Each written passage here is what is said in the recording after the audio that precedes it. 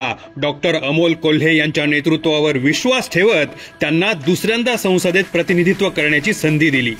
जनतेचा हाच विश्वास सार्थ ठरवत डॉक्टर अमोल कोल्हे यांची दमदार वाटचाल सुरू आहे। याचंच ताजं उदाहरण म्हणजे खेड, चास, वाडा, तळेघर, भीमाशंकर तसेच बनकर फाटा, जुन्नर, घोडेगाव, तळेघर या रस्त्यांना मिळालेला राष्ट्रीय महामार्गाचा दर्जा तसेच या राष्ट्रीय महामार्गाच्या पुनर्बांधणी व रुंदीकरणासाठी मंजूर झालेला तब्बल 2349.32 कोटी रुपयांचा निधी। डॉक्टर अमोल कोल्हे यांनी खासदारकीच्या पहिल्याच टर्म पासून केंद्रीय रस्ते वाहतूक व महामार्ग मंत्री नितीन गडकरी यांच्याकडे ही मागणी लावून धरली होती।